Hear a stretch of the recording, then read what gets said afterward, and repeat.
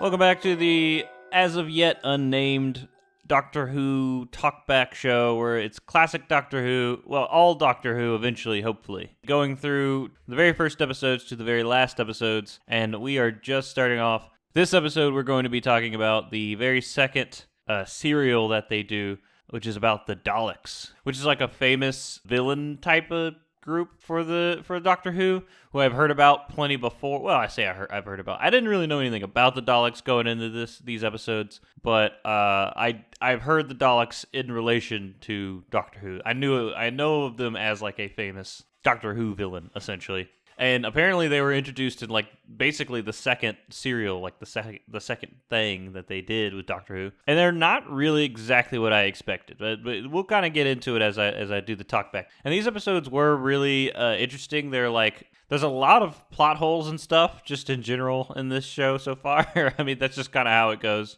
Very pulpy and campy, sci-fi, like old school type of thing. Very like not taking itself very seriously for sure. And I don't know, my mind can't not think about like, oh, well, that doesn't make any sense.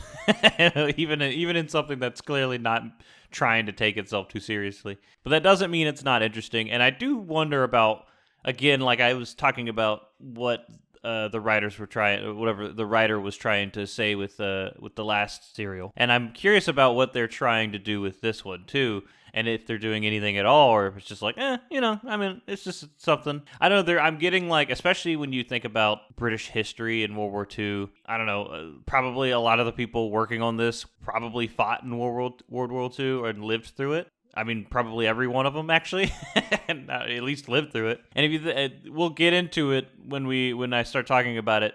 But I think there's a pretty easy way to look at this of like the Daleks, are like the fascist and the Nazis, and the Thals are the other group that are on the planet. I don't know if you would say that they're the British, but they're like peace-loving, complete pacifists who learn how to fight. They're complete pacifists who were once great warriors and now have to accept that they have to fight for their own survival. And just like British history kind of very roughly lines up to that as a metaphor. If you think about like Chamberlain doing everything he can to not pick a fight with Hitler and then suddenly, okay, now you have to, or he's going to like destroy Europe. So I do wonder, like, I guess I'm still trying to look and see what more is trying to be said with these, if anything at all, if it's alluding to something or if it isn't. So anyways, let's get into it. The last serial left off with us leaving the caveman planet and then showing up on this new planet, and there's they can see outside their view window thing. It's a forest, but it's like ashen, I guess. It's petrified looking, and it is petrified apparently. The episode ends with sort of the big clue for this series of episodes, which is like the doc goes, "Hey Susan, can you check the Geiger counter? See what the radiation is like here." "Oh, it doesn't.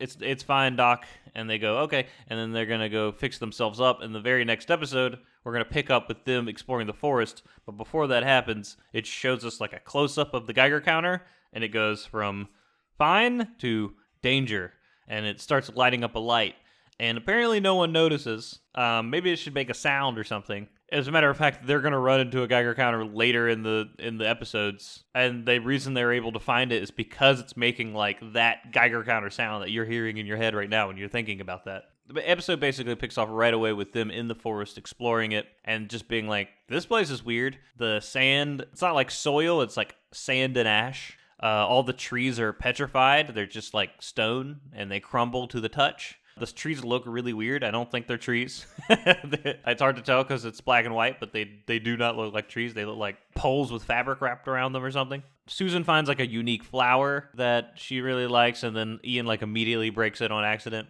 And then they find this metal lizard thing, which they name later in the episodes, but I'm drawing a blank on what they call it. But anyways, it's not alive or anything. It's not moving. It's a quote-unquote dead metal lizard. And Ian's like, well, that's weird. That's petrified. And the doctor's like, that's not petrified. It's just metal, and it was metal. That's how it always was. It's dead, but it probably was living once. Things can be alive in metal. And he's like, okay. And I think that's what they're doing, is trying to foreshadow the Daleks, which is weird because we're going to get into what the Daleks are exactly. And they don't make sense to me. But yeah, we'll get into how the Daleks work once they show up in the episodes. I think this little lizard thing is supposed to be like, well, see, some forms of life are just metal and mechanical or something in nature. And it's like a string that they tug on to foreshadow the Daleks, but then there's no real follow-up to that. They do find one of those later in the episode. Not the crew, but the other people who were there are gonna be like, oh, cool, we can use this to power our flashlights or something like that. Really weird. Don't understand how that's supposed to work. Really unsure about that. Interesting lore for this planet is there are metal lizards, there are metal creatures, and those creatures are like a power source, apparently, I guess.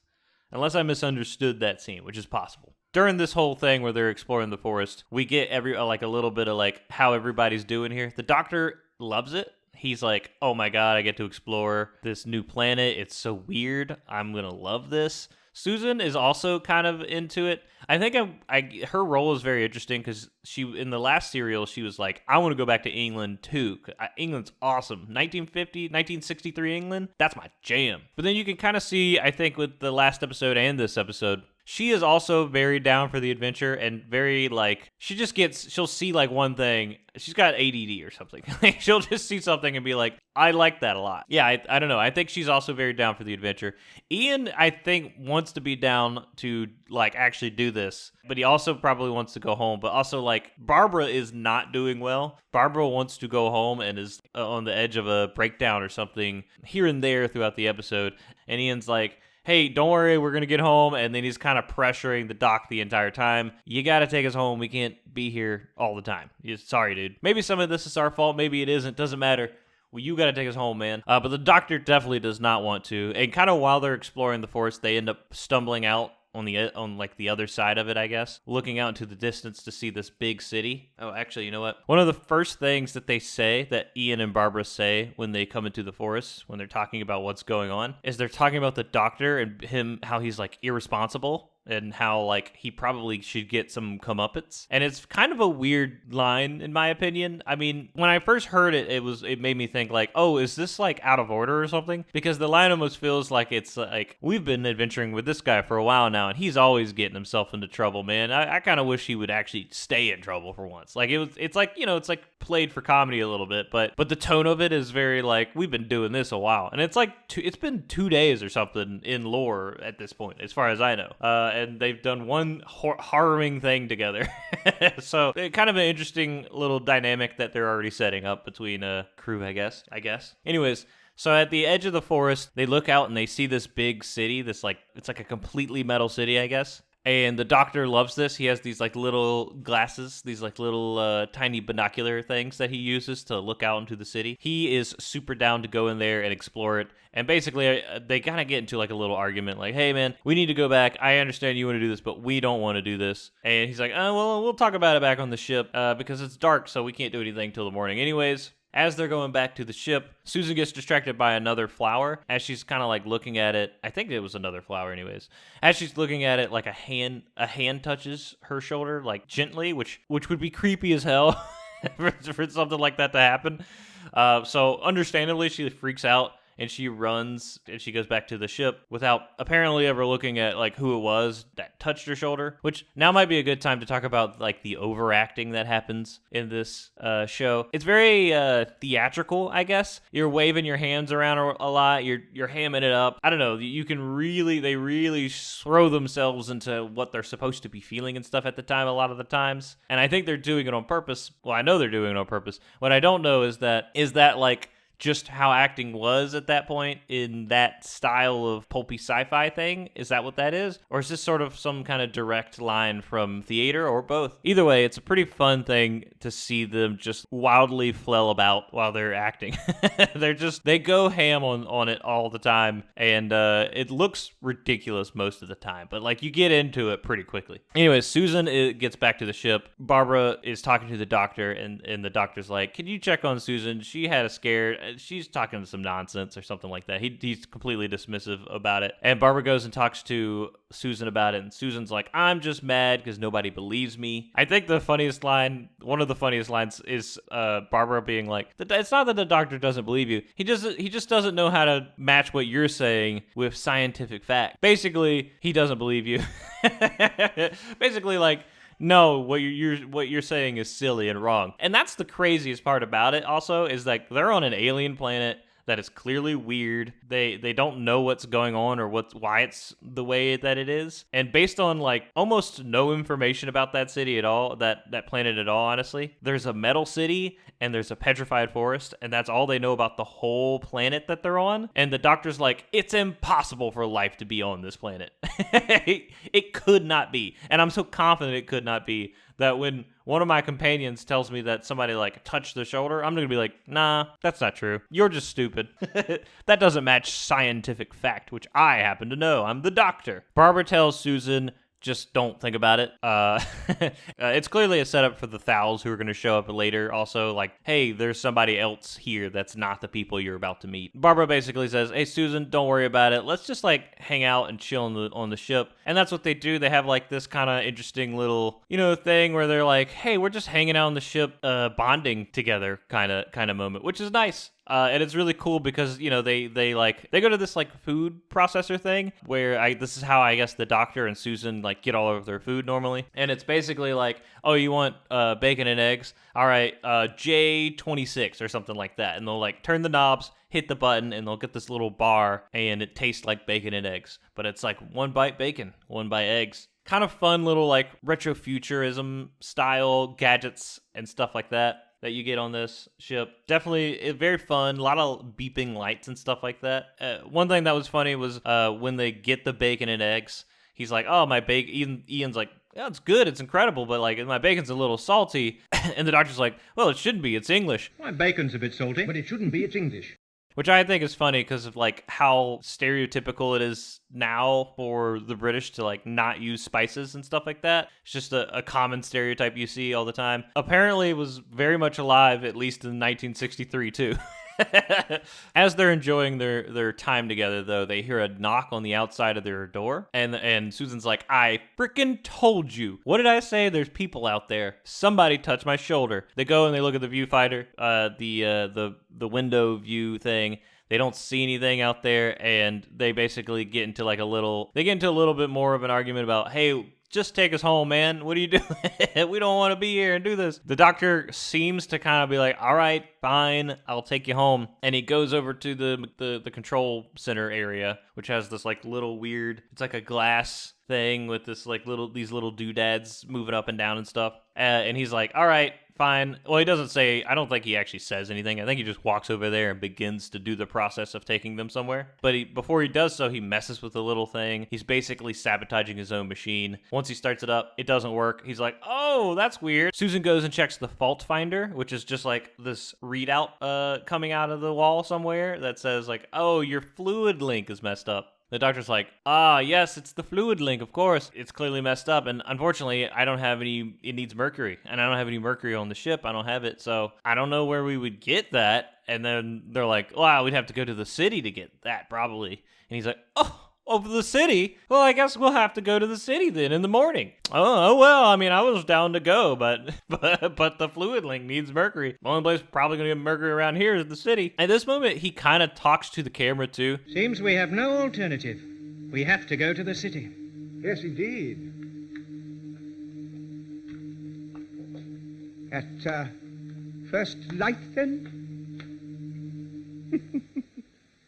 Something that he was doing, I think, in the first serial, and he does throughout this one, is he kind of talks to himself a lot. And again, it kind of makes me think of like that theater vibe. Well, I need to let the audience know what's going on, and they can't necessarily, I can't trust that they're going to just see my facial expressions and understand what's going on. So I'm just going to like have a little aside to myself. What's interesting is there's a few moments, particularly in this serial, where he, I swear to God, looks at the camera. He's like, I think he winked one time. No, I don't know, maybe that was Susan when her winking at other people. But he definitely looked at the camera, and I remember distinctly him looking at the camera in this first episode and being like, I guess we have to go. So it's kind of interesting. I think he might be breaking the fourth wall, but he also might not be. It's hard to really know exactly what's going on with this with that specific thing. If he's just talking to himself and sometimes he looks into the camera because he feels like it, or if he's looking into the camera and he's going, hey, you audience, you're getting a show because I decided to do this shenanigery. So they have to go into the city. The next day, they leave their ship and they see this metal box laying outside the door of the TARDIS. I think they kind of assume it's like a mine or something, and they all kind of like, whoa, keep your distance. And then Ian gets a stick and he starts poking it, which is kind of funny when you think about, like, if that's a mine, that's the exact wrong thing to do. First off, get everybody out of there, right? Second, maybe don't poke it with a stick. I don't know. Doesn't seem like the right call if that's what you think it is. But it's not a mine. It's just like a little metal box with vials of liquid in it. Now, and this is another thing that they do that I found to be kind of a weird call for people in the situation that they're in. They get this metal box with a bunch of vials of liquid in it that they just randomly appears on their doorstep, basically, and they decide to just put it in the ship and then go on their merry way. And I'm like, first off, who gave you that? Clearly there's somebody around here who gave you that. Whoever knocked on the door last night and touched Susan's shoulder, somebody gave you that. And two, why did they give it to you? Because that's a really weird thing to leave. Maybe you should try and figure that out. And three, if you're not going to try and answer any of those questions, why not at least bring the vials of liquid with you when you leave? Maybe they're going to be useful. Maybe you'll find out what they are as you travel. They do not have any of those questions or observations. They go on their way to the city. And, one thing that I did forget to mention, Barbara on that first sort of outing, when they get back to the ship, she has a headache. She's like, I don't normally get headaches. And they give her this, they're putting like drops of some type of medicine into water for her to drink. On the next day, once they travel from the ship to the city, they all are feeling terrible by the time they get to the city. They're not doing well. Basically, what we're going to find out is they have radiation sickness. But I figured I'd go ahead and mention that they actually they foreshadow the radiation sickness really well. Once they do get there, and I think I can excuse the decision they're about to make because they're all really tired from radiation sickness and traveling. They decide to split up.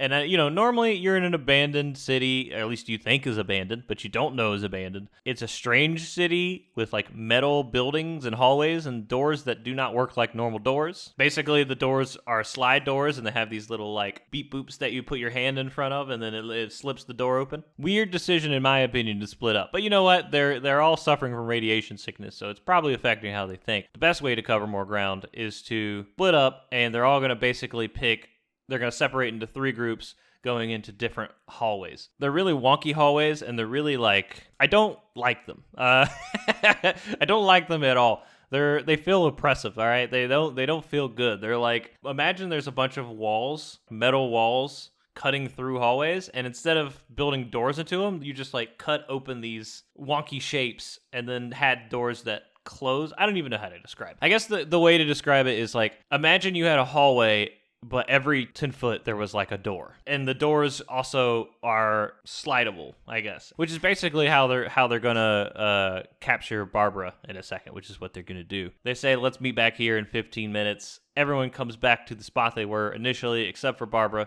who has been closed in because all these hallway door things, they just start closing on her. She gets closed in into a corner. She is freaking out. She's doing the full on hamming it up. She's hugging the wall and screaming and just really freaking out. And then at the very end of that first episode, one of the doors opens and she starts to walk towards it. And then you see come into frame a plunger, like a plunger on a metal stick or something, just kind of walk up. And that's our first view of what a Dalek looks like. Except we don't see anything other than one of the hands, I guess you would call it hands, of the Dalek. And then the episode ends and the rest of the crew are basically oh, we got to go find Barbara. She's not here and she needs to be back, so we got to go find her. The next episode starts with the crew looking for Barbara in the hallway that she went down. They can't find her, but they do stop and they hear this ticking sound. That's what I was talking about earlier, about how their Geiger counter in the ship doesn't make that Geiger counter sound. They hear that going on in the background, what is that? It's in this room, this weird secret side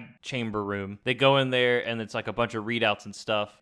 Interestingly enough, it's a radiation thing. Clearly has a danger mode marked out in English for them, so they can clearly see that it's in the danger. And they all realize that's why they don't feel good. They're getting radiation sickness. They gotta get out of there to get drugs to find to cure the radiation sickness, which is, I guess that's a normal thing. At this point, they have not made any connection to the box of vials that maybe they should have kept with them yet, but they're going to do that pretty soon. They realize what's going on. The doc's like, we got to get back to ship and get out of here. That mercury thing I was talking about, that was stupid. I was lying to you guys. Ian's really pissed off at this. Even more pissed off because the doc is suggesting leaving Barbara, which is pretty messed up. Actually, it's very messed up. It's completely messed up. The doc wants to go and leave Barbara, but Ian's like, that's absolutely not happening. And as a matter of fact, I'm taking the fluid link. And, if you want to go back to the ship, go back to the ship. But you're not leaving without me, and I'm not leaving without Barbara. They're like, okay, well, let's head outside. And as they do, they get captured by the Daleks, so it didn't matter anyways. And I think that's the first time that they show what the Daleks look like, or at least their outer shell. So I don't even really know how to describe these guys because it's such an old looking design. I guess the best way to think of these is think if trash cans had like a cone like nature to them where they kind of like flare out, and then you flip that upside down and it was metal. That's kind of the shape. Like it's kind of triangular, I guess, but then, the top isn't pointy. And they have this little bumper around the bottom thing. They've got all these like orbs. They've got all these like light things on their body, on the mechanical body. The top helmet part seems like maybe it's kind of like for ventilation or something like that, like just so you can breathe in and out while you're in the thing. And they've got little light bulbs on top of their head that light up whenever they speak, which is kind of a neat thing to do for a show this old, because basically it would be kind of hard to see who was speaking and how they and when they were speaking, I guess, maybe, if you know what I mean by that. So the lights kind of really help to be like, it's this one that's saying that when he's speaking, because otherwise you don't really have much indication other than what the camera is pointing at is who is doing the talking with the Daleks. The important part with the Daleks is that they've got one big, decent-sized camera on the stick on their head, which is like their eye, their lens. And then they've got one gun hand, which is just a gun. I don't know why I said hand. And then they got one plunger on a stick hand. So with one arm is the right word.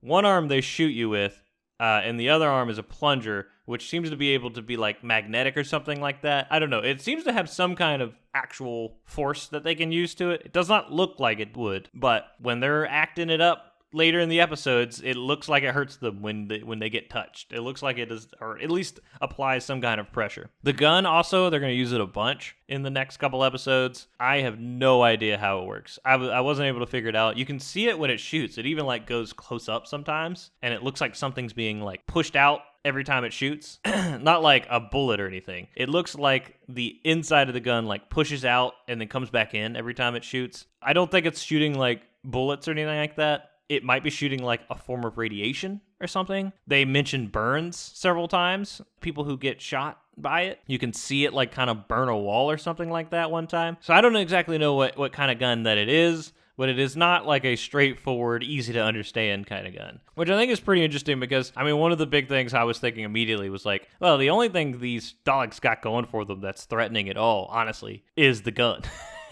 Everything else about them is very bulky, and they acknowledge it in the show too. They're slow and bulky. Like, they're not good machines to have.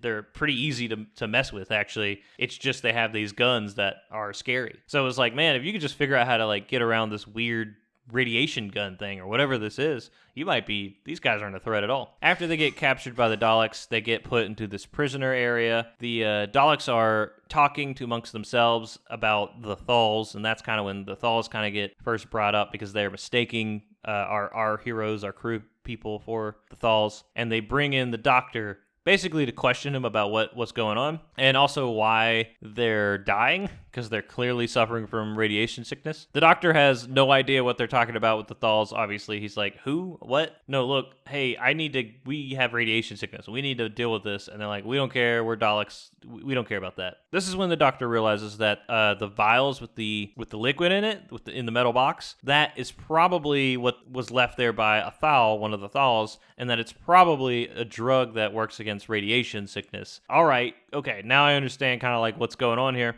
And he basically negotiates with the Daleks, hey, let one of us go back to our ship and get this medicine stuff, and we'll bring it back, and that way we can take it and live, and also you can have some to investigate, I guess. And then we get kind of a lord up for the Thals and the Daleks, from the Daleks' point of view, though, specifically.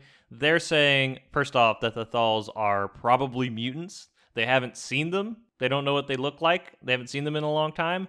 They think they're probably mutants and that they are somehow surviving beyond the city with some type of drug that fights against radiation. They also talk about how, like, what essentially destroyed their planet was a neutronic war, or like a neutron bomb that was set off. And it was because there was an ancient war, essentially, between the Thals and the Daleks. And the Daleks were called dolls back then, and it rhymes. You know, the Thals and the dolls, and that the Daleks basically made this underground city as a means to protect themselves from the radiation, which is pretty cool. Anyways, Doc goes back to being a prisoner, and he tells the other crew members, hey, one of us has to go and get the stuff, and they're only going to let one of us go. And obviously, only one of them get to go, and Ian would obviously be the best one, but I forgot to tell you this earlier. When they get captured by the Daleks, they shoot him in the legs and paralyze him. Because he tries to run away, and they say something like, you do it again, we'll kill you. 2 times, death. That's how it works.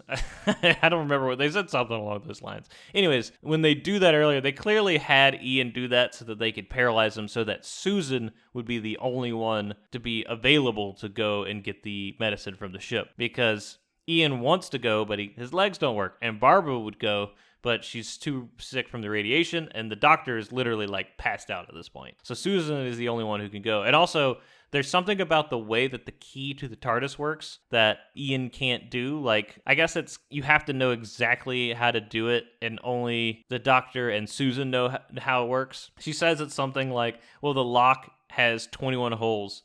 And if you use the key on the wrong hole, then the whole lock will melt or something like that. He's like, all right, I don't know what that means. Just, you're going to have to go and do this by yourself, which Susan is not excited about. Cut to Susan basically just booking it through the forest, the petrified forest, really scared. She does kind of encounter a Thal, but like not really in a dangerous way. She just kind of like sees stuff move and then sprints the heck out of there to the ship, gets the medicine, hears Ian's voice be like, you gotta get this medicine, you gotta come back. That's what he sounds like in my mind. You gotta do it, man. So she opens the door to the TARDIS, and she's like, I gotta do this. I'm setting my heart to do this, and I'm gonna go and do this. And I thought that it was like storming, but I don't think it was actually storming. I think it just was weird. Before she actually gets anywhere, though, she is immediately confronted by a Thal, the Thal that like touched her on the shoulder and gave them the medicine. And instead of being a mutant, he's a completely human-looking man. He just looks like a human man. And the Thals, by the way, I'll tell you what he looks like because, you know, all the Thals, much like the Daleks, they all like homogenous. They just kind of all look the same. All the dolls, first off, they're all like blonde white people, as far as I can tell. It's black and white, so it's not 100% on that, but they look like they're all blonde white people. The other thing is the men and the women have like 2 different uniforms, but the men's uniform, tight black pants with holes on the sides for ventilation, I guess. Maybe, I don't know. And then they have this like really strange vest, it's really funny looking actually. It's much less a vest. It looks more like shoulder pads that are draped over them, like big shoulder pads or something like that. It's a very weird thing. Their chest is like basically exposed. Their arms are exposed. It does not cover them well at all. Which is funny, but I mean, you can kind of see how it's supposed to work because they have this like vest thing and they have these pants that are like, they have holes in them, so they're ventilated, and then they have this sort of blanket cape thing, actually cloak, this big sort of cloak thing, and it's sort of it's got like hex designs on it or something, and it looks like it's made of plastic, even though they get one later and they say, I don't know what this is. It's not plastic, I don't think. It's not like cloth or anything like that. So you can kind of see how they're supposed to work. You know, they have kind of their normal uniform that they have that's very breathable, and then they, you know, if they need to heat it up, then they got the blanket. Interestingly enough, the Thal is like, there's people in the city. He basically stops her and he's basically like, hey, what's going on? I tried to talk to you earlier, but I admit I was being a little creepy about it when I touched your shoulder and didn't say anything and you ran away. Then I left the medicine there. Anyways, I noticed it's just you. Where's everybody else? She tells him that they are being held prisoner by the Daleks, and he's like, the Daleks? Okay. Well, actually, she tells him that the Daleks said that the Thals were probably mutants, and that the rest of her people are being held prisoner by the Daleks. and that she is getting the medicine to go take back to them because they didn't realize they were getting radiation sickness until like just now. And the guy's like, hold on, wait a minute. First off, they thought we were mutants. I wonder when the last time they saw us was. That's weird. And if they think we're mutants, what do they look like? Because we look like normal humans. And I think they even call themselves humans at some point, which is also kind of a weird thing considering this is like a multiverse situation. It's definitely not on Earth. They say it's not on Earth. Actually, it's on a planet called Skaro or something like that. He's also like, all right, well, when you take that medicine back, they're probably going to take that from you. So I'm going to give you another case of the radiation medicine, and you just hide that and when you go back, and that way you'll have that for yourself, just in case they take it from you. And she's like, oh, that's great. And I'll go ahead and escort you to the edge of the forest. I might have made that last part up. I don't remember if that happens. But the dude seemed like the type that he was being very cordial, I guess is my point. He was being very nice. He's clearly going to be like one of the good guys of the serial. Susan is immediately like, yep, this guy is awesome. And then it basically skips right to her being back in prison, and the Daleks talking about, okay, one, know that she must have ran into the Daleks, the Thals again, because she had more than one case of medicine, which they found on her, I guess. When she came back, she wasn't able to hide it. But they still let the crew of the TARDIS take the radiation medicine so that they don't die. So they're just kind of chilling in the thing. So they're just kind of chilling, and they're talking about this guy whose name is Aladdin. I don't think I can remember any of the other Thals names, by the way. The main guy's name is Aladdin, though. And Susan is basically explaining the Thals backstory now. Like, okay, the Thals are a peaceful people who are farmers, and they normally farm on plateaus that are not quite near here, but they didn't get any rain anymore like they used to, so they had to leave or something like that. Basically, the Thals are going to starve. They don't have a way to make food anymore. But because the Daleks apparently have a source of food somehow, they want to offer some sort of trade situation or some sort of something so that they can basically get food from the Daleks. She says this in the room, like the containment room or whatever, where the crew is. And then we see that the Daleks are actually listening to them the whole time. They have like a camera in there, because of course they do. The surveillance of this place is probably like the most that they could think of was possible in 1963. So the Daleks get Susan, and they have her write a message of, I guess, peace, or like it's like a trade agreement, but it's a vaguely worded trade agreement. And she signs her name so that the Thals know that it's legit and that it's not a trap, which I don't really know how that means it's legit and not a trap. She doesn't know what the Daleks want. She doesn't know what they want. But we get a little scene where they're like, Susan, and she's like, she laughs because that's not how you say my name, and they really don't like the laughter. They're like, what is that noise? Stop that. What is the last word here? The last word? So, son, stop that noise. We've never laughed before. That's not something the Daleks do. Just kind of reinforcing, like, I don't think these guys are human. After they get the message from her, they send her back to the rest of the crew, and then they're like, hey man, we're going to sabotage these Thals. We're going to ambush them and kill them. That's what we're about. Killing all the Thals. We want to exterminate them. And they say the word extermination a lot later on, too. Meanwhile, the main guy, Aladdin, in the petrified forest is actually joined by the rest of the Thals, and this is where we get to see, like, oh, it's a pretty homogenous looking group. They're all like the same looking people. I told you what the males were wearing with the pants and the weird vest thing. It looks like what an 80s rocker would wear, actually.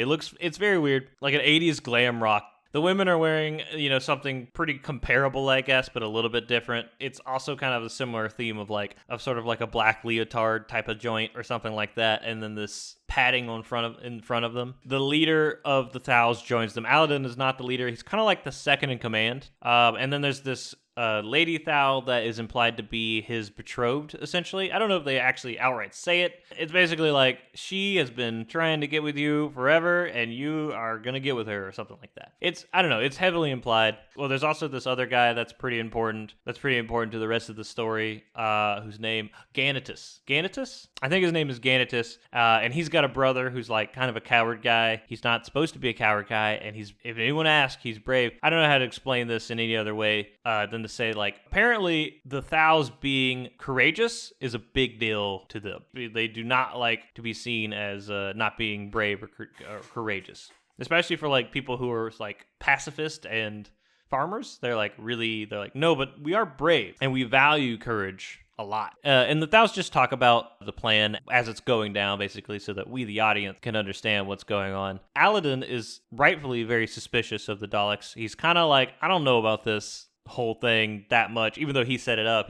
He's really not super into it because he doesn't trust the Daleks. Meanwhile, the leader, I want to say it's like Timotus or something like that. That guy is like, we have no choice, and we're go into this on faith that everything is going to work out. And we need it to work out, and also like, this is who we are. We're peaceful people. We're going to just figure out how to make this trade with the Daleks, who have what we want. We're going to rebuild the planet. Very like trying to be optimistic. The crew of the TARDIS, now realizing that they're being watched and listened to, and by the camera on the wall, they make a plan to do the argument thing where, you know, two people will be like, screw you, no, screw you, dude, and then they'll fight, like play fight, and then, you know, knock down the camera, basically, is what they do.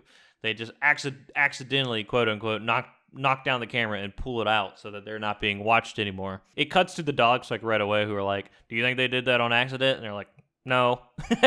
Obviously it was on purpose. That was dumb. But it doesn't really matter because now the crew aren't being watched, so that they can plan their stuff out and not have the Daleks worry about figuring out how they're planning to escape, which they're very much trying to do, and is basically what the next couple scenes, I think, are doing. So they start thinking about what the Daleks are and how they work, and the Doctor kind of miraculously is like, they've figured out static electricity. It must be why everything's metal. That's how they're powered. So if we just disconnect them from the ground, they won't have any power anymore. I don't know if that totally makes sense in any way at all to me. That's how the science works here. So then they start thinking like, well, okay, we got to separate from the ground somehow. We do have this cloak that Susan got from Aladdin, and it's not plastic, but it's something.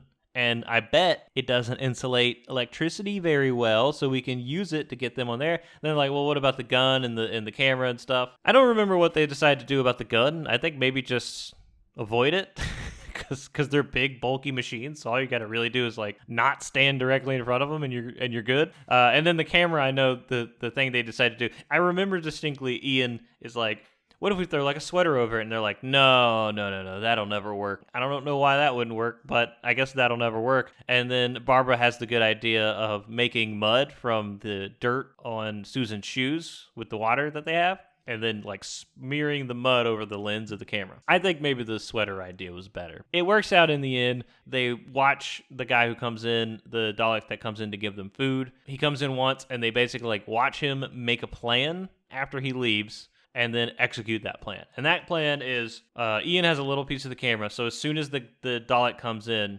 Ian like puts that little piece of the camera underneath the door so that it gets jammed. The Dalek has to come back in to investigate, and when he comes back in to investigate, they have the cloak laid on the ground, and essentially they just like spread mud over his eye and then drag him onto the cloak so that he doesn't have power anymore. And like the second he gets on that cloak, power gets cut off. He's out of there. And this is where the mechanics of what it is to be a Dalek start to come into question for me.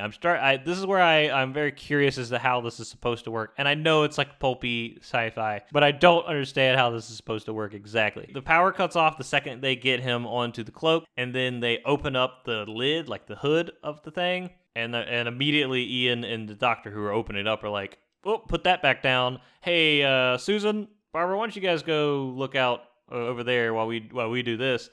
Because apparently there's like some kind of freaky mutant guy in the Dalek robot. Once they open up the hood again, they use the lid. I mean, they use the cloak to have the Doctor like pull the Dalek out of there and put him over in the corner, and that way he's hidden, and they don't have to pay for like they don't have to pay for like something that looks like a Dalek. They don't have to show you what he looks like.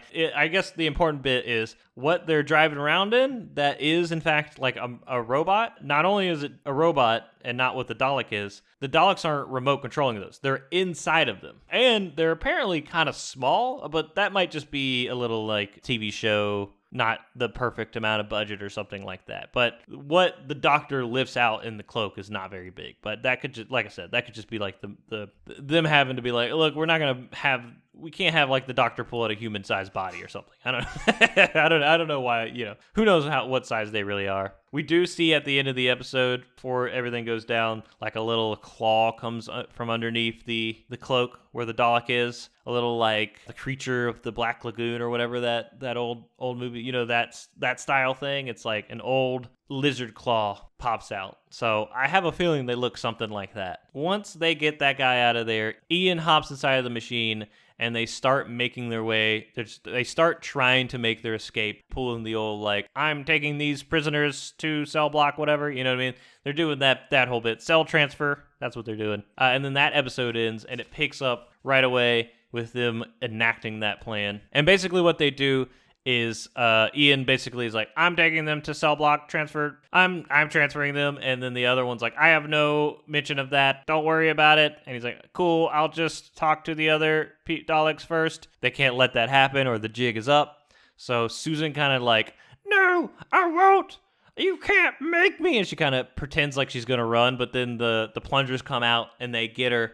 And this is one of those times where you see the plungers like pushing against her, and it looks like there's some kind of force going on there, but she's just standing like perfectly still, obviously. She just didn't want the Dalek guarding the elevator to stop them from doing their plan, which he's like, okay, get on the elevator and I'll send you up. They go into the room with the lift and then they close the door and then the lift comes down behind them, I think is how it works. So they're not in the lift, which is important for the next bit, although the next bit is practically pointless how it plays out. But they're not in the elevator yet. They're just in this room where the elevator is, essentially, with the door closed, though. And the doc pulls some type of wire or something so the door can't open up, which, honestly, if you knew that that's how that worked, that's pretty cool. And they try to get Ian out of the suit, but it's stuck. Uh-oh, what are we going to do? The elevator's coming down, and what is going on the other side of the door now is that the guard Dalek has now been like, okay, I'm sending up the prisoners, and they're like, what? We didn't do that. That's not cool. Emergency. Call in the big guns.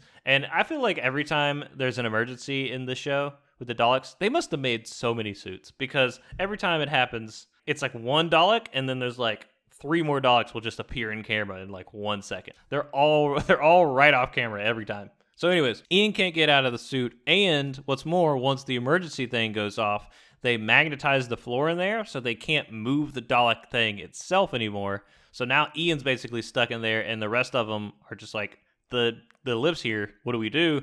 Ian's like, get out of here, just go. I'm going to try and get out of this myself. And they're like, okay, we'll go up, and then we'll send the elevator down, and then hopefully you'll be right behind us. Now, the reason this doesn't make any sense is because they wait there for him to come back up to see if he comes back up or if the Daleks come back up. So then there's no point.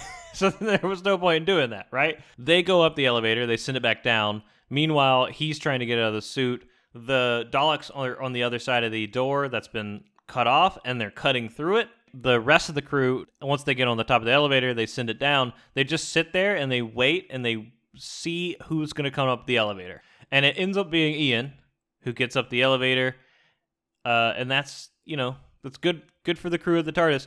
But it doesn't make any sense to me why you would do it that way if you're just going to wait for the elevator to come up anyways. If you were wrong, then it was going to be a Dalek and the jig was up.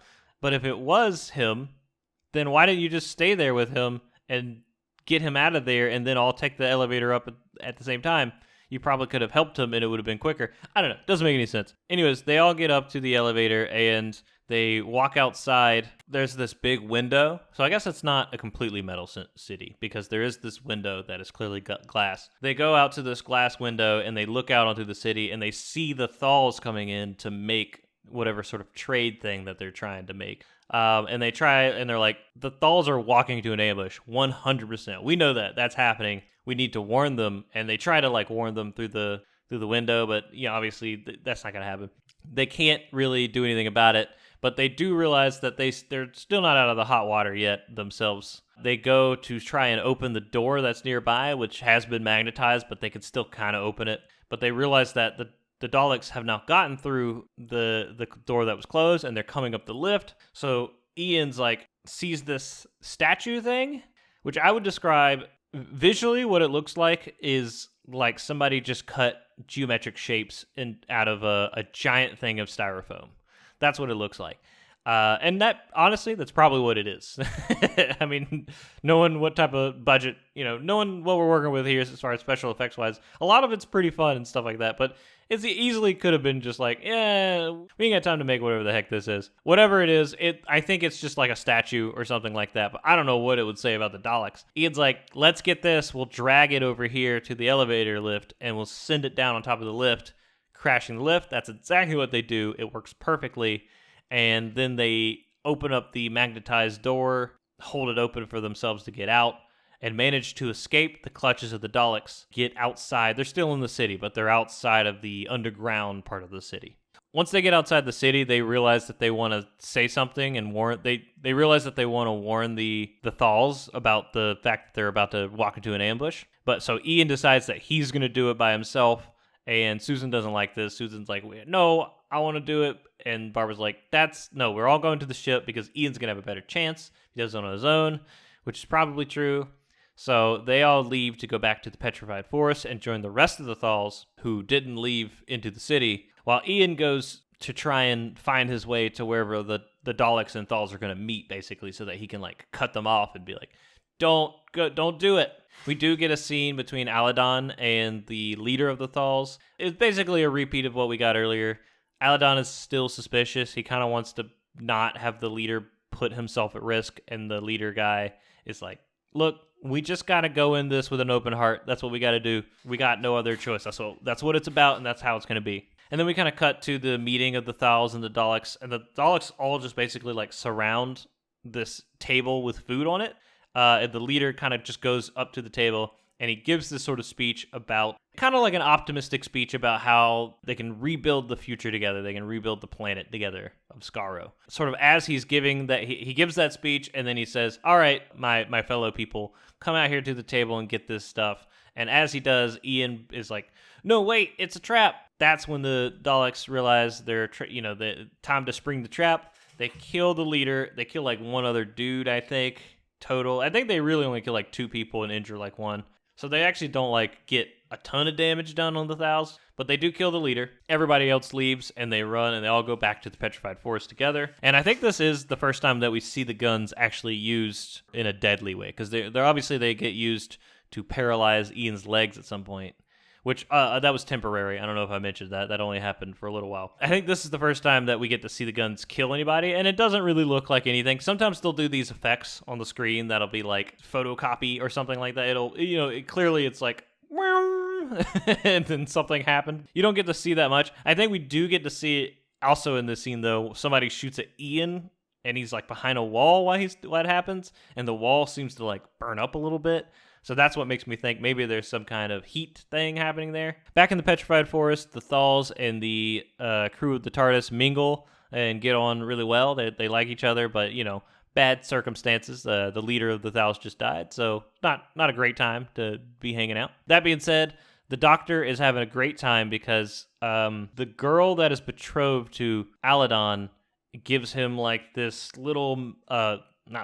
gives him this like big metal case with the entire history of the planet or something like that. And it even has these like weird hex, I don't know if they're hex, I don't know what shape they are. They almost look like board game pieces or something like that have the solar system, the amount of the galaxy that the Thals knew of when their civilization was popping, which the Doctor is super into. He's like, oh my god, this is awesome. I actually might be able to figure out what the heck I am and get us out of here. The scene with Doc getting the history is when we kind of find out a little bit more about what really kind of went down. And it's not like, and the big secret or something like that. But kind of what is revealed is that there was like the 2 races, the Thals and the Dals, and the Thals were like the warrior people, and the Dals were like teachers and philosophers and stuff like that. After the war happened, presumably of the Dals defending themselves, with a neutron bomb, I'm guessing is kind of how it went down. I don't know if it was defensive, but it is now kind of the opposite situation. The Thals have basically like committed themselves to being the most peaceful, pacifist group of people and strictly farmers. Whereas now the Dals are really just interested in like controlling everything. Don't know what that's supposed to be saying about kind of the overall theme of these episodes, but they do lay out that that's sort of what the story of Skaro is. Barbara and Ian are trying their best to convince Aladon and the rest of the Thals to fight for their own survival, basically. Aladon just won't have, none of them will really have it. They're like, no, we are peaceful. We are not going to do that no matter what happens. And it really, like, Barbara hates this. Barbara really is upset about this idea that the Thals will not fight. Ian also really doesn't like it. It's kind of like, actually they have an interesting dynamic here.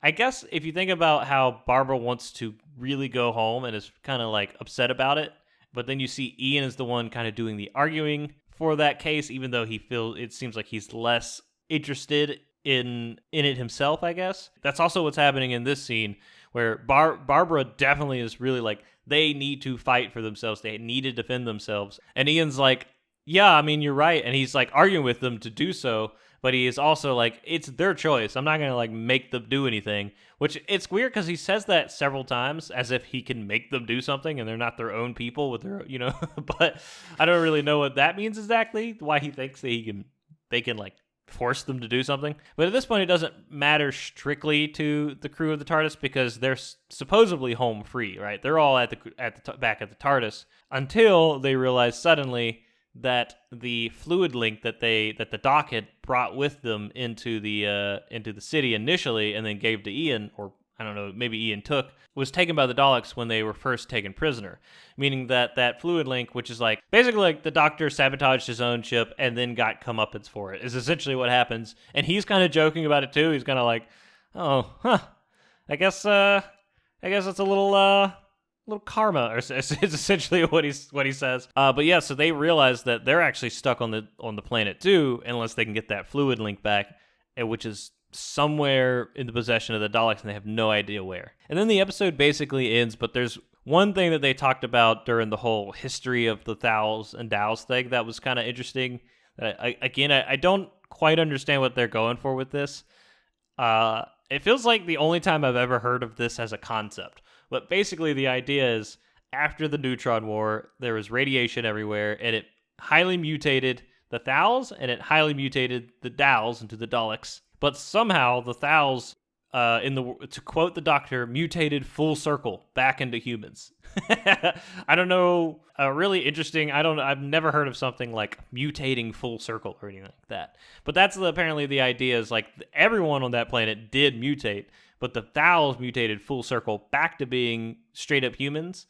And the Daleks, on the other hand, like mutated halfway through and are still reliant on the radiation. I don't know. I actually don't think the Doctor knows that yet, but the Daleks know that yet, for that matter. But in like the next episode, everyone's going to realize that the Daleks need that radiation to survive. Speaking of them figuring that out, that is actually exactly what happens next episode, because the first thing that happens in the next episode is they're like, okay, we are now processing the anti-radiation drug, and we're going to give it to some of our people to see what happens and see if it works for us. And it just does not work. Basically, they give the drug to like Section 3 and Section 2 or something like that. Section 3 dies. It's actually a really weird scene. They just zoom in on or they don't zoom in. They have the camera from the point of view of one of the Daleks. So it's like silhouetted out to where all you can see is like the circle and the plunger. And he's like going around in circles and being like, help me, help. Cannot control, help me, help, help.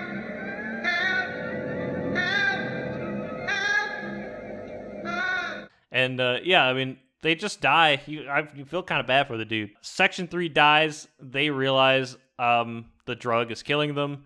They call off the drug, and then Section 2, before they die, they're like, I think the idea is that maybe the radiation is good for us if this anti-radiation drug is killing us.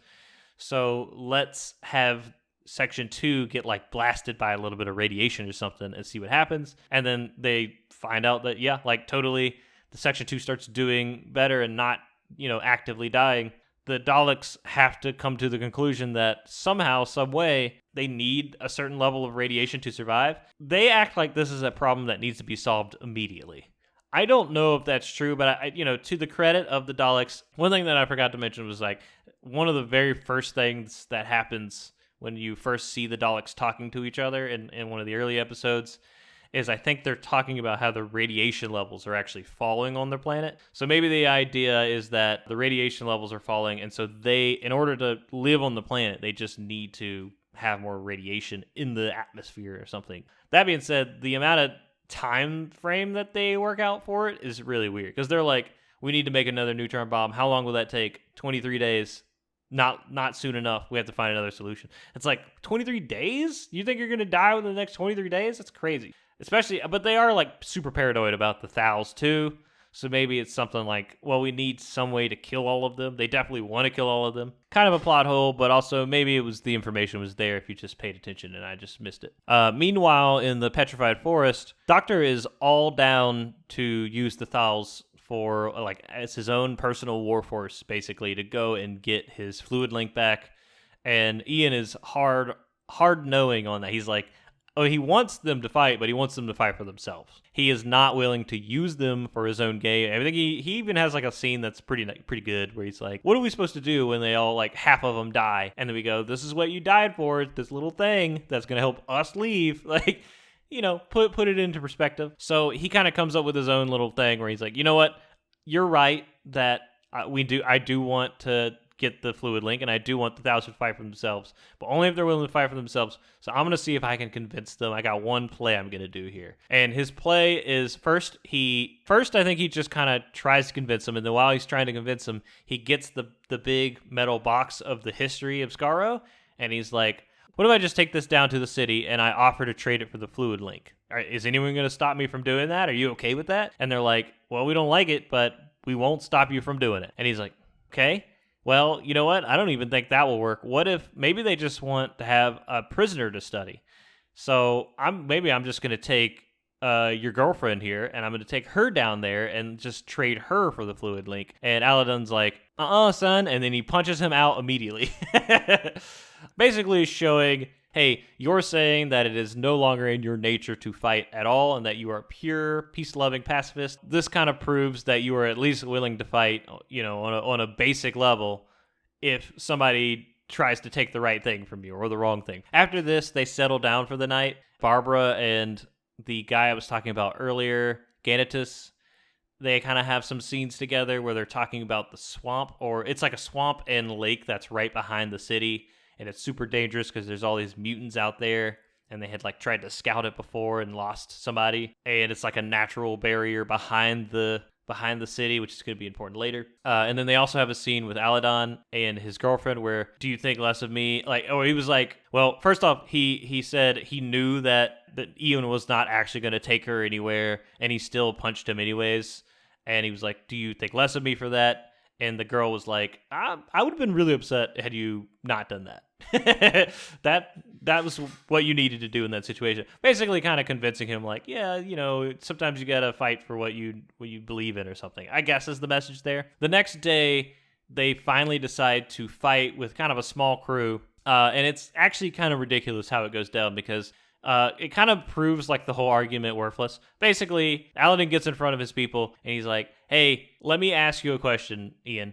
If we do not help you, what are you going to do? And Ian's like, we're going to go down there. We're going to try and get the fluid link back any way that we can. And Aladdin's like, in that case, if we don't help you, it's almost like killing you, because they're going to kill you. So therefore, I, at least personally, am going to help you. And anyone who else wants to help you is going to fight with you. Which, again, it kind of negates like the whole argument that was going on, where Ian was like, I want you to learn to fight for yourself, not for our sake. In the end, Aladdin, his main reasoning is that he was going to fight for them and not for his own sake. So, I don't know. It kind of negates the whole bit. But, you know, Aladdin is now willing to throw hands. We know that. The guy Ganatus, who was talking about the lake earlier, he kind of steps up with a battle map, and he's like, I had kind of a feeling that this was going to happen, but I think maybe what we should do actually is go from the backside through the lake. And they're like, that place is super dangerous. You know how dangerous it is. And he's like, yeah, but no one's guarding it. We can go through there and surprise attack them, and it'll be worth going through there, even though it's dangerous. The Doctor is like, cool, that sounds like a good idea. What we'll do is we'll split into two groups. One group is going to like distract and mess with them from the front side of the city, and then the back group is going to be like strike force that comes in, and they split into those two groups. And I gotta tell you, the groups, I don't think the groups are probably big enough for what they want to do. The Doctor, Susan, Aladon, and his girlfriend are the distract group.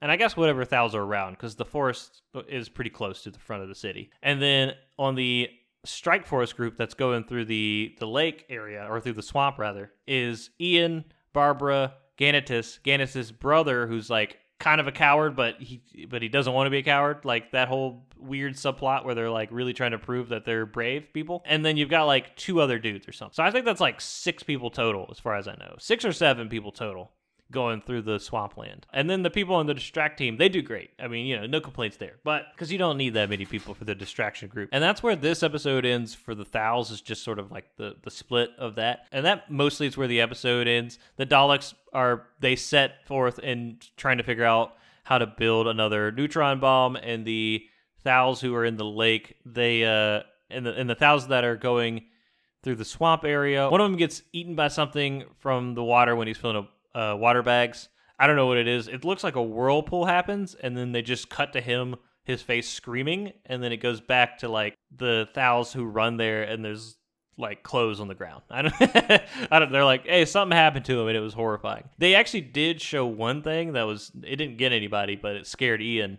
They kind of convinced him, like, don't go into the water, dude. Man, I don't even know how to describe this thing. It was actually pretty scary. It was like a mutant starfish, like a giant mutant starfish. It just, like, lifted out of the swamp and had, like, these glowing eyes and stuff. Pretty cool thing. I don't know what happened with the whirlpool guy, though. The whirlpool creature, I didn't see nothing. And that's the end of that episode. And then we move into the last episode. By the way, this is 7 episodes long for this serial. It's huge. It's a really long I have a feeling this is going to be one of the longer serials of this like classic Doctor Who stuff. It's quite big. The other one was like 4, and I thought that was like probably a pretty good size. The episode starts off with the guy getting eaten by the whirlpool creature, and then we cut to the other group of Thals and Doctor and Susan, who are like on the distract force, and they're basically just like looking out on the city and trying to figure out exactly what they can do to disrupt the Daleks and stuff like that. And they do manage to accomplish some stuff, apparently. They use these giant mirrors to reflect back at, like, the tower that is helping the Daleks track everybody. The Daleks have, like, 2 different things. They have something called a range scope and a vibroscope, I think is the other thing. And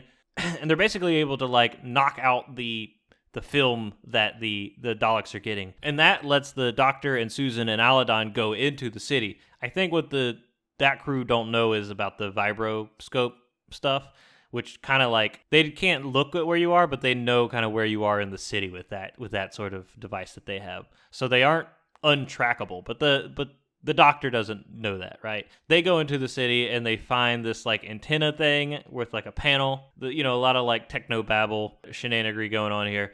The Doctor has what might be like a big bone or stick. I don't think it's a cane. It seems like a little too small for a cane. It's some kind of thing that he has, and he knocks out, I guess, the important bits of whatever box, like it's like a circuit box or something, and he knocks out like all the important bits to it, and he's like, well, look at that. Oh, and then they take the keys to the ship, and he's like, oh, I can always make a new one, and I can use this to short circuit this, which he does, which makes me think of like episode 8 of Star Wars when that came out, and Benicio del Toro's character was like, he had like some type of thing that he got from one of the people, where he stuck it in his mouth and he like put it into the machinery to like hack into it. And I was like, I wonder if that's some kind of reference to this or something, because it feels kind of familiar. Anyways, whatever they knock out, the Doctor and Susan and Aladon, it's apparently pretty good. That some stuff goes down, and Aladon leaves. Well, he gets pushed away. Like the Doctor and Susan are like, you got to get out of here, man. We did this. You got to get out of here. Go back to your people. We'll be right behind you. Don't worry about it. But before they leave, the Doctor is just like feeling himself completely. He's like, "What? No, look, Susan, with just a few tools and my brilliant brain, I was able to accomplish so much." Look, Grandfather, this is marvelous, but But they must have the fault locator somewhere. We must get away from But, here. my dear child, don't you realize what I've done? A few simple tools, but we mustn't a waste superior time. brain. Go now. But I'm not... And then, like, 1 second later, the Daleks show up. Hey, guess what? We know you're here. We know you're here, and we've captured you. The Doctor and Susan get taken. They get captured, and this is where the Daleks basically tell them what the plan is going to be for the Daleks, who have now figured out that the neutron bomb is just going to take too long to build. So instead of that plan, they're going to, like, exhaust the waste radiation from their nuclear reactors into the atmosphere or something like that. I don't know exactly what it was, but it was something along those lines. And I think they said they're going to do it in like a day or two, but I think they have the capability to do it anytime they want. I'm not sure why they plan to wait. Meanwhile, the swamp crew are just having the roughest time. They're going through the swamp area, which is garbage, which is gross and terrible, and they get into this like big cave system. Well, first they see the lake better, and one guy's like, "Can we go out there?" And Ian's like, "Heck no, we ain't going out there. Even though it'll be quicker, we're not going on that lake." And Ganatus is also like, "Yeah, we're not going out there." So they just kind of carry on going around the lake area through the swamp area. They find this cave system.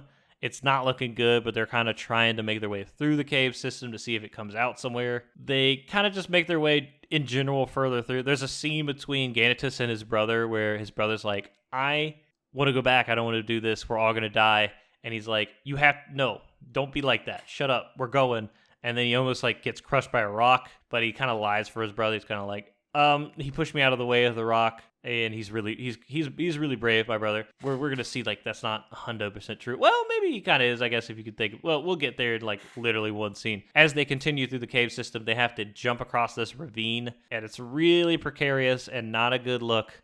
And so they're like going. It takes forever. It takes them like the whole episode, basically. They are like jumping across this ravine one at a time, tying ropes up to try and be as safe as they can to each other. The rope is quite thin. It's quite thin. I would not trust that rope if it were me. But, they got what they got. They all make it, and then the last guy is Ganatus' brother, who's just standing there like, you could tell Ian is like really frustrated. So all the other ones have kind of moved on into this other area that's a little bit safer where you can't see. It's like off screen. It's just Ian with the rope on the other side of the ravine, and he like tosses the rope to Ganatus' brother, and it just like hits him in the chest, and he just doesn't move, and he's like, okay.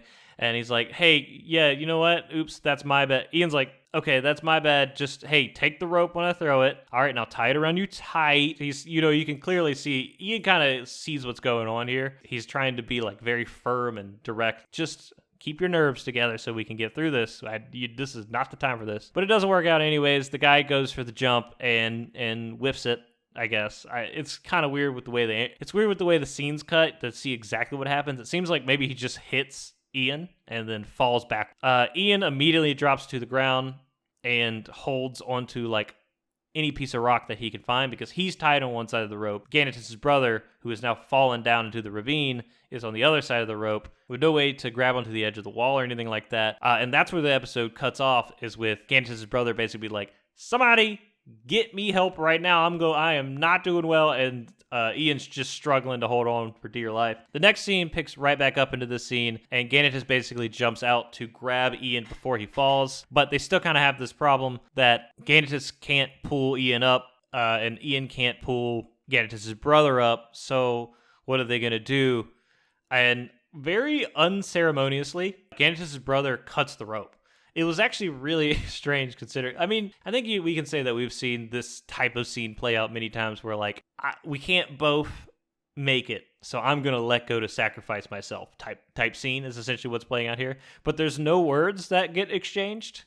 The brother just goes like, one scene he's like, "Oh my God, there's no handhold. I'm going to die. I need help. Somebody help me." And then the next scene he's like, has a knife to the rope and he just cuts it and falls to his death. I guess to his death. We hear him hit water, I'm pretty sure. So, theoretically he could live, but he's not in the episodes anymore. I'm going to choose to believe that he lives, but it's going to be like, it's like a week later he shows up, but he makes it. And he's like a conqueror of the swamp. He knows how to do the swamp now too. Back in the petrified forest, the Doc and Susan, the Doctor and The Doctor and Susan not having come back from their mission into the city, Aladon realizes that they've probably been captured, but he also realizes that the range scope thing that they were using to be tracked seems to be completely knocked out for whatever they had done before. And he decides, it's time to go in. They can't wait anymore. So he rallies he rallies the rest of the Thals, and he's like, we're going into the city and we're doing this thing. The Swamp Crew, immediately following the death of Ganatus' brother, are just at the lowest they've ever been. They can't find a way forward anymore, so they're just kind of chilling for a second, and all their lights are giving out slowly, and they're like, dang, we're gonna have to go back and find another path or just give up. Like, this sucks. Like, all this for nothing. My brother died for nothing is basically like Ganatus is not doing well. They decide to turn the lights off so that they can conserve energy a little bit. And then the second they do, they have another one of those like, oh, what's this scene? Ian sees like a shaft of light somewhere, which I don't think you could really tell with the black and white, whatever. But he sees like a shaft of light coming from somewhere and finds a tunnel through that was just a barely little thing that he can dig through. And suddenly they're in the bottom of the city of the Daleks. From here, it cuts to the Daleks, who I think because of their vibro finder thing, they're able to realize that they're being attacked by the Thals. Like, they just see that Thals all over the place. They're like, screw it, we're not waiting 2 days. Turn the thing on. You got 100 seconds, which is a crazy thing that happens, in my opinion. First off, like, 100 seconds is such a specific number. Oh, it's not a super specific number. 100 seconds is such a long time to start a countdown for, and they're counting not the whole time as they go throughout the different scenes, but like anytime that you go and see where the Daleks are in the control chamber, somebody is counting. So they're like 52, 51. 52. Now stop blocking the intersections from ceiling on level 9. As all the action is going down. It's such a weird feeling. It's such a weird choice that they made. Susan and the Doctor are there as this happens. They're in the control room, like magnetized to the wall, basically. And the Doctor tries to negotiate them to stop, because he's like, well, if you don't do this, then I will. He basically tries to negotiate that he will build and show them how to use another TARDIS if they will stop doing this. And they immediately turn him down. They're like, oh, you have like a spaceship that travels multi-dimensions in the Petrified Forest? That sounds dope. When we get to that, we're going to figure it out ourselves. We don't need you. Goodbye. Then we cut back to the Swamp Crew, who very quickly meet up with Aladon, like by accident, not on purpose. They just kind of run into each other in the hallways. I think they're one level down from where the control room is. And the Daleks start just shutting down all these hallway doors, which is like their favorite thing to do. But remember, they're magnetized, but they also can be like held open. So the Swamp Crew plus Aladon is basically like holding a few of them open. And as they're doing so, the Daleks try to increase pressure. So it's like, oh, they're crushing us, but they manage to get through anyways. It just takes a little bit longer, which lets the Swamp Crew get up to the control chamber somehow. They don't really show that part. Ian and Aladon, they like stealth roll right up into the control room, right to where the Doctor and Susan is, so that they can free them. Meanwhile, Barbara just throws something at one of the Daleks and then hides, and they're like, get her, kill her! And I think it's just one probably leaves the room to go and like attack her, but then gets attacked. The Thals and the crew of the TARDIS like to throw stuff at the Daleks, but it doesn't really do anything. It doesn't really work. The only way to kill them, I guess, is just to like manhandle them. That's essentially what they do. Some dude drops down from a rope, gets shot, and then just he's like, I don't even care, and he just like keeps manhandling this other one of the Daleks. And while all of this was going down, by the way, the Daleks were counting the whole time, and then they just like stopped counting at some point, and obviously the timer has expired, but nothing has happened.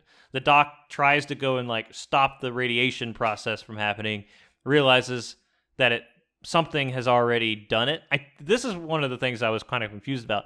I don't know what stops them. I don't know if it was like 1,000 other parts of the city stopped turned off the power somehow, or I don't know if it was what the Doctor and Susan did earlier, like finally taking effect fully to stop the power. But whatever happened, the power to like the whole facility seems to have been cut down, or at least most of it, because all the Daleks die, and one of them is even like basically begging the Doctor to turn the power back on, or their entire race of people will be wiped out. Stop all power from wasting, or it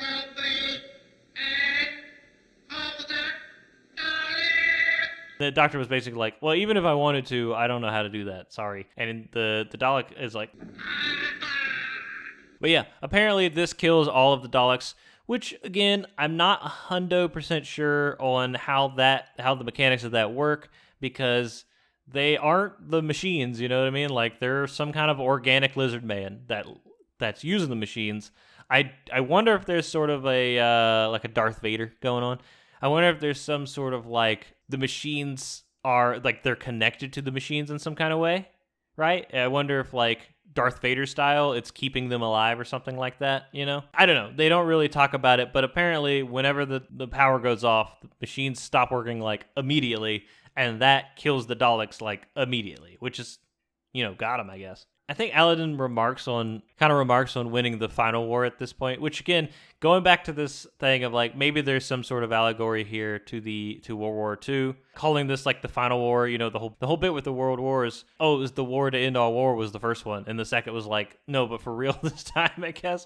And also, like, the Daleks have several scenes where they talk about exterminating the Thals and how that they're not interested in murder. They want to just straight up kill all of them. They also, I think Ian has a part where it's like, why did the Daleks want to do this? It's purely because you're different from them. So there's definitely stuff in here that you could just be like, well, okay, I can see some parallels. The Thals having won the Outlook, Aladdin is clearly, like, kind of bittersweet about it. They were able to win the war, so to speak, but a lot of Thals died, and also he's like, we don't know how to use any of this technology. We don't care about this stuff even, really. But the doctor's like, yeah, you'll learn. You'll figure it out.